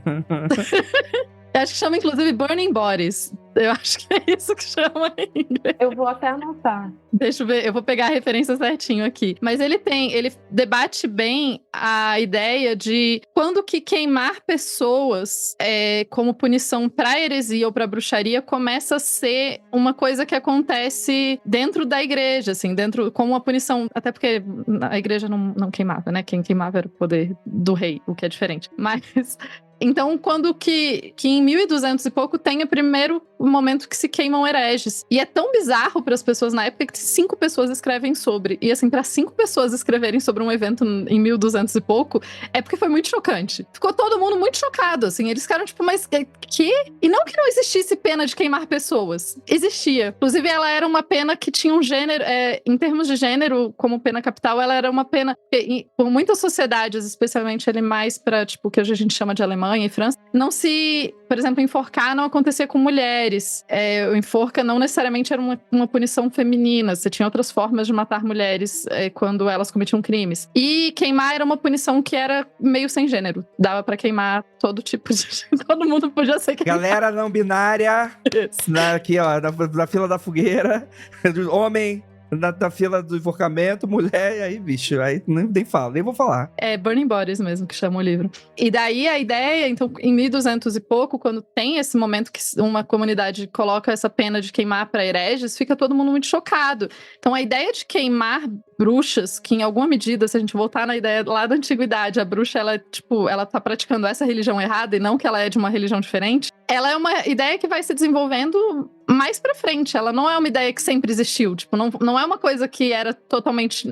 é bruxa, logo queima. Embora essa seja a piada dos filmes, a ideia de queimar bruxas não é uma ideia que é tão constante, assim. E essa ideia dos filmes, inclusive, vem muito mais por causa de Salem, que daí, como, né, a Inês falou, nem é católico, nem tem a ver com a Inquisição esse negócio, do que necessariamente... Então, a punição de queimar, ela não era uma punição exclusiva pra bruxaria. E ela também não era uma punição exclusiva para heresia. Uma das lógicas que essas pessoas, esse momento em 1200, quando eles queimam esses hereges, uma das lógicas que eles falam é a ideia de que queimar essas pessoas seria mostrar de forma visual para as outras pessoas como é o inferno. Então, eles teriam queimado esses hereges para que as outras pessoas daquela cidade ficassem muito chocadas para elas verem como era terrível o inferno. E daí também a ideia de que não é que essas pessoas estão achando massa, as pessoas da idade, não é que elas achavam super legal ver pessoas sendo queimadas em praça pública. Elas achavam horrível, mas elas eram obrigadas a estar lá, porque a ideia é que você visse, né? Então, assim, é tudo muito mais complexo e menos de filme do que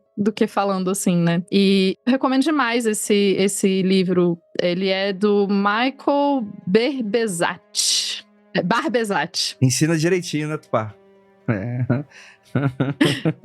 Ele saiu em 2018, eu acho, um livro relativamente recente, né? Bem recente, e ele trabalha justamente com isso, com essa ideia de qual foi o rolê da gente queimar hereges e queimar pessoas como punição capital? De onde vem essa ideia, né? E como que essa ideia se... É que é um negócio que ele é muito chocante, né? Ele é um negócio que...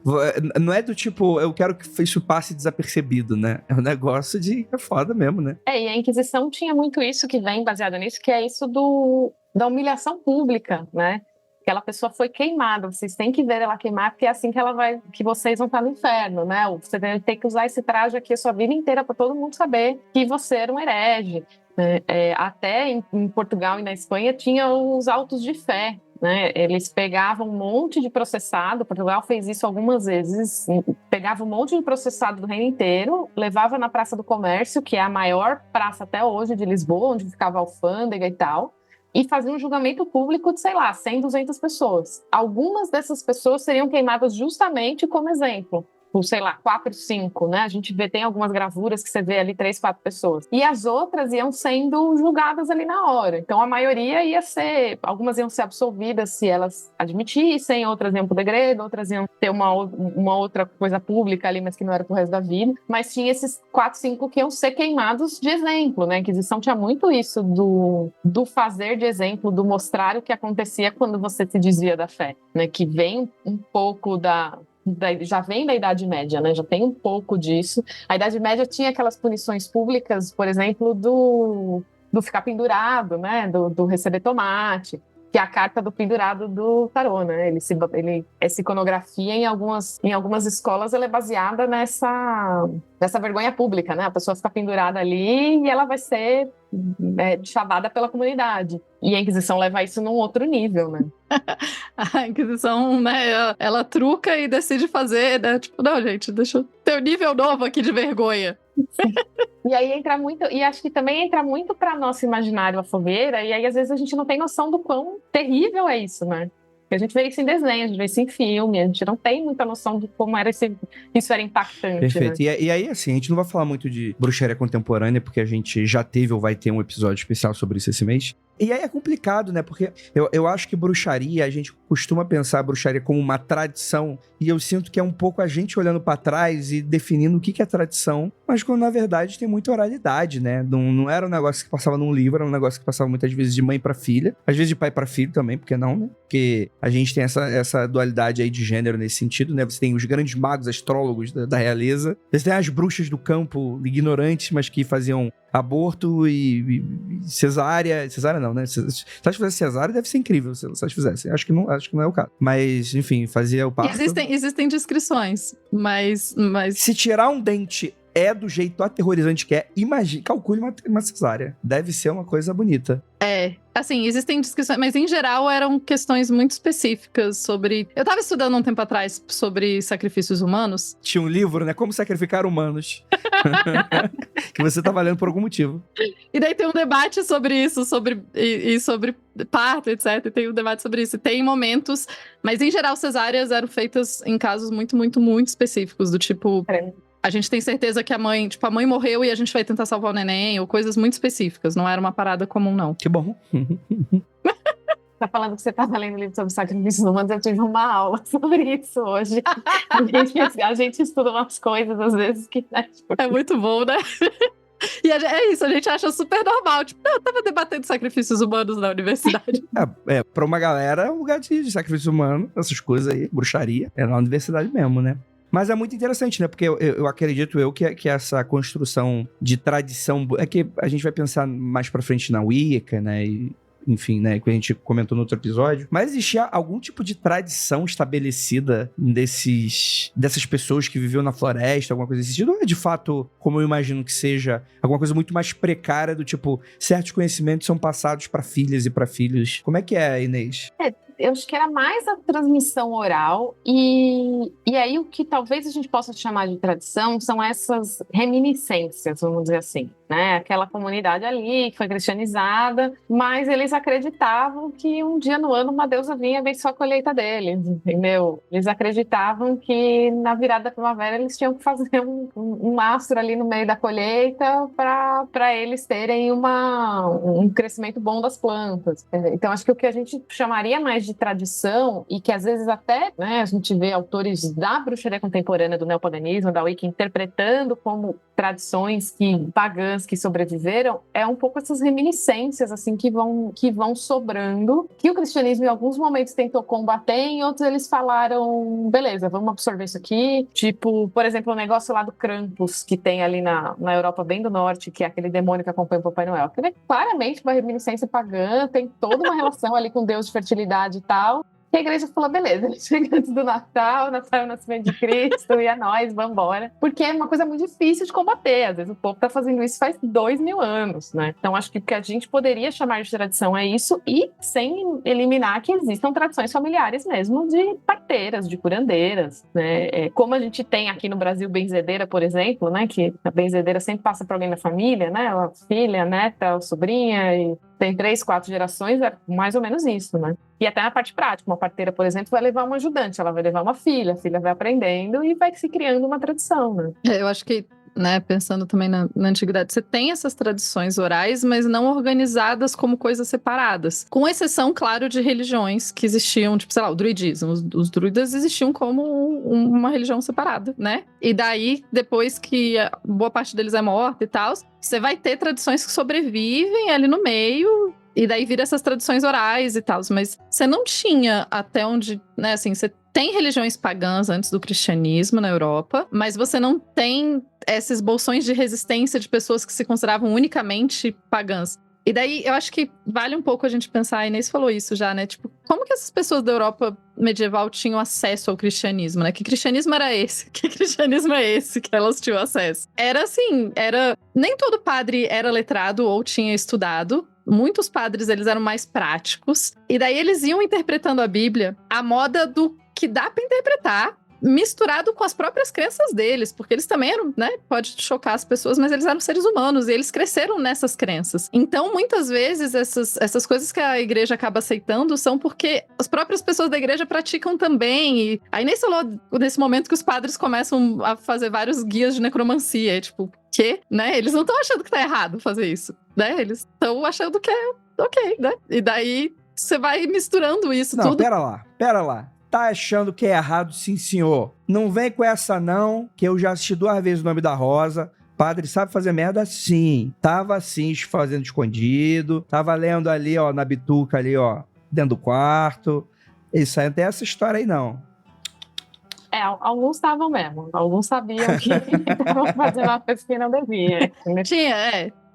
Mas tinha uma galera que fazia meio no coisa, assim. Gente, tem os... Eu acho muito engraçado os santos de fertilidade, especialmente na França. Eles são muito engraçados quando você começa a ler sobre eles. Porque você tem, durante toda a Idade Média, uns santos... Cara, é muito pagão, assim. É tipo, o santo que tem um falo gigante. E daí essa igreja aqui é a igreja do falo gigante, onde a gente tem mais de uma descrição disso, assim, de tipo, uma cidade onde tinha um falo gigante que era considerado um santo, e onde as pessoas jogavam vinho na ponta e colhiam esse vinho pra fertilidade. Mas aí, eventualmente, você tem um grupo de monges que é responsável por cuidar desse santo, porque ele foi totalmente incorporado dentro da... E daí é tipo, caraca, que, gente? É isso, é tipo, não, é esse santo aqui. O que é irônico, levando em conta que padre não podia usar, né? Então, é irônico de certa maneira também. Não, tem um outro lá que era um santo que ele também tinha essa questão do falo, e era um falo de pedra, e o rolê da fertilidade é que você tinha que raspar um pedacinho da pedra. E daí, eventualmente, você tem um grupo de monges que é responsável só por repor o falo, porque vai gastando, né? Então você precisa. E daí também, tipo, pra controlar como que a galera vai entrar no santuário e tal.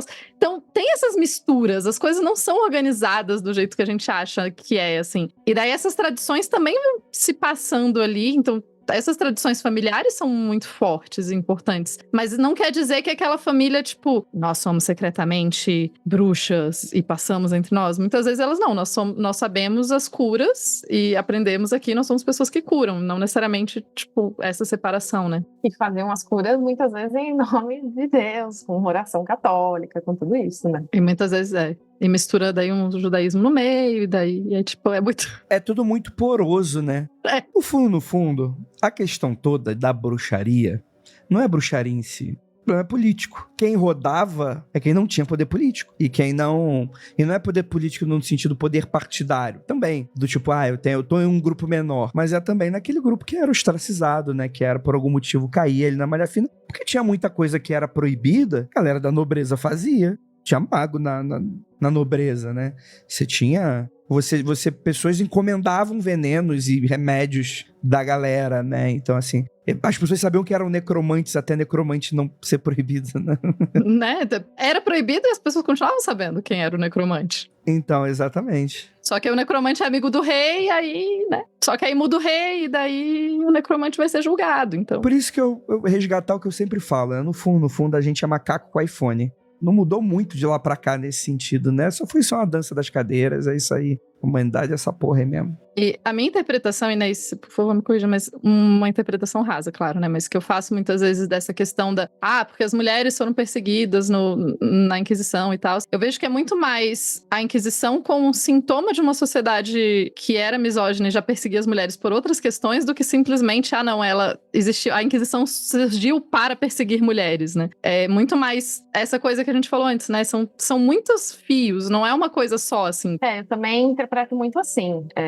Alguns lugares acharam ali uma grande oportunidade, acharam, mas você já tem uma misoginia que vem até da antiguidade, né? Em algumas sociedades da antiguidade, por exemplo, para os gregos, a mulher tinha um status social péssimo. Tem um historiador francês que eu sempre cito, que eu gosto muito, que chama Jean Delumeau, e ele tem um livro classicão que chama História do Medo no Ocidente. E um dos capítulos dele, que eu acho que para mim é brilhante, é o capítulo sobre as mulheres como agentes de Satã. né? Ele vai trazer quem que a Europa ali durante a Idade Moderna entendia que eram os agentes de Satã. Então, os judeus, os muçulmanos, e aí um capítulo dele ele vai falar das mulheres. E ele defende muito isso, assim, é uma sociedade que é misógina, um cristianismo profundamente misógino, né? Que você tem até, né, na base do cristianismo ali, você tem a ideia da Eva, que é a mulher que fez a humanidade se perder, e você tem a ideia de Maria, que é a mãe do Salvador. E não existe nada no meio disso. Ou você é a Eva ou você é Maria.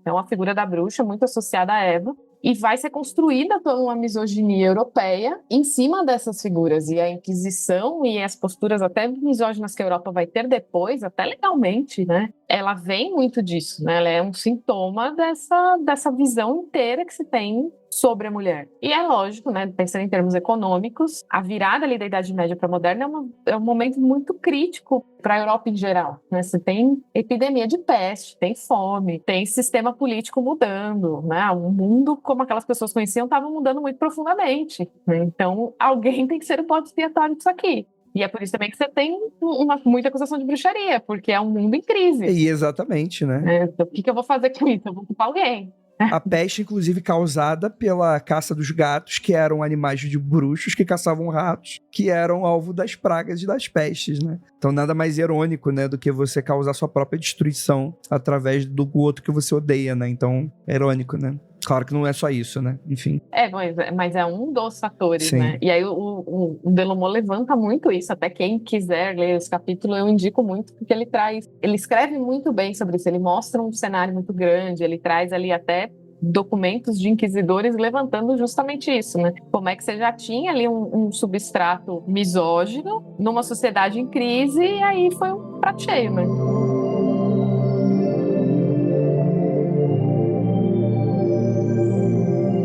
Isso aí, gente. Muito bom. Energia, ó, lá em cima. É bom que é um episódio que a gente falou de, não, eu tava aqui estudando sacrifícios humanos. Sim, tava estudando também. Tive uma aula sobre isso ontem e tal. Não, bruxaria. Não, claro. Queimar pessoas. Tá bem leve, assim. Onde que você se meteu, Andrei? Eu não me misturo, não. Isso aí. Eu sou podcaster. Eu espalho fake news. E é isso.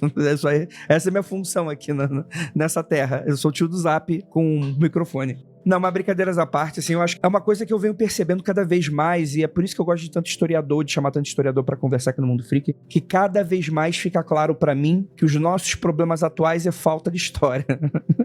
É falta de alguém abrir a porra de um livro de história e ver que essa merda toda já aconteceu e vai continuar acontecendo, porque ninguém abre a porra do livro de história, né? Mas, enfim, gostaria muito de agradecer a todos vocês que ficaram até aqui, inclusive essa live maravilhosa. Fomos bastante assessorados aqui pela galera. Mandar um beijo pra Aline, pro Yuri, pra Gabriela, pro Hugo, pra Nayane, pra Decaloira, pra Gabriele, pra Gabriela, pra Alina, pro Márcio, e para toda a galera que acompanha aqui a gente, muito obrigado. Lembrando, o apoia.se/confidencial, você tem a oportunidade de escutar ao vivo, né, e interagir com a gente durante a gravação e também participar do nosso grupo. E gostaria muito de agradecer a presença maravilhosa dessa mesa, inclusive, Inês, faça aí seu jabá. Vocês me encontram nas redes como Inês Barreto, né, no Instagram, agora no Blue Sky. E eu tenho uma newsletter no Substack, que também chama o Voo da Bruxa, mas vocês me acham lá como Inês Barreto. Lá eu falo de história da bruxaria, de ocultismo, eu compartilho um pouco da minha pesquisa acadêmica, né, que eu estou nesse momento na metade do doutorado, então estou aí muito envolvida na pesquisa. E tem um outro projeto com o meu noivo, que é o Pontos Ilustrados, que aí a gente fala de cultura popular brasileira, de macumbas, né, bastante ilustração, porque o meu noivo é também ilustrador. Então vocês me encontram aí como Inês Barreto e como Pontos Ilustrados. A Inês é o Batman dos esoterismos, né? Durante o dia acadêmica, durante a noite. Quando a lua cai, rapaz, isso aí é complicado. Fico até... Sinto até... A Inês chega e sinto até o cheiro da fumaça vindo atrás dela.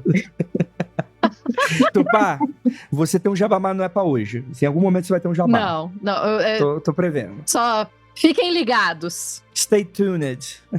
Isso. Fica ligado aí que em breve o Tupá vai ter coisinha nova aí pra falar pra vocês. E antes da gente ir, galera, só lembrando, Spot Alura lá no início do podcast, 15% de desconto de matrícula na maior escola de tecnologia do Brasil. Galera, aproveite, parceriazaça aí da Alura com o Mundo Freak. Pra quem não percebeu, a Ira infelizmente nos deixou. Foi silenciada. Foi silenciada. Seria irônico na mesma gravação que alguém que lê sobre sacrifícios humanos, uma integrante do podcast é sacrificada? Fica aí a dúvida, mas a Ira infelizmente teve um problema de internet no meio da gravação. Mandar um beijo pra ela. Então é isso, galera. Gostaria muito de agradecer a você que fica até aqui, meu querido e minha querida. E aquilo, não olhe para trás.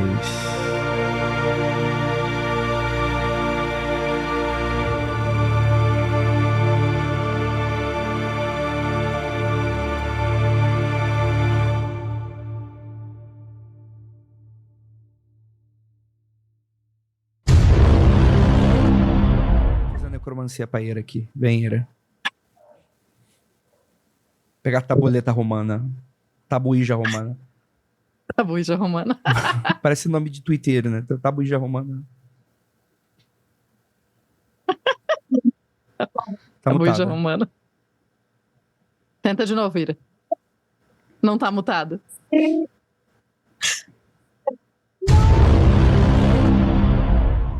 Caralho. Tá foda com essa voz. Longos dias e belas noites, queridos ouvintes. Está começando mais um Mundo Freak. Nossa, ficou muito confidencial. esquisito. Eu tô igual um gato arranhando na luz. Você tá na adolescência, Andrei? Eu tô. Cara, eu tenho uma história, vai ser rapidinho, eu prometo. Tem uma história que, assim, tem uma hora que as vozes mudam, né? Mais dos meninos do que das meninas. E aí, o que acontece? Teve um rolê uma vez, eu tava na sexta ou sétima série, que a minha voz, ela deu uma engrossada quando se eu tivesse resfriado, só que nunca mais passou. Eu lembro exatamente quando minha voz engrossou. E principalmente pelo fato de que, quando eu tava na escola, no colégio, sétima série, chamada, né? Eu tava bem na meiuca, bem no miolo ali. E a professora tava chamando e tal. Aí tinha uma menina na minha frente que eu acho que o nome era Alice, sei lá, o nome Andréia, qualquer porra assim. E ela tinha uma voz muito fininha. Aqui, professor. Eu era o próximo, mano. Aqui, professor. Cara, o pessoal me sacaneou tanto que me chamaram de... Meu apelido na época virou Cid Moreira. É essa porra. Eu não tô zoando. E aí virou Cid, e aí eu fiquei Cid durante um tempo. Mas, enfim. Desculpa, gente, vamos começar aqui. E aí, estamos aqui nesse episódio de bruxaria falando... Longos dias e belas noites. Caralho, tá foda mesmo. Longos dias e belas noites, queridos ouvintes. Tá horrível. A Ira, quer... Ira, abre aí, então foda. Você tá aí na minha cara? Você vai se fuder junto, então faz a apresentação. Eu faço longos dias e belas noites, mano, tá muito ruim. Faz esse caralho. Longos dias e belas noites, queridos ouvintes.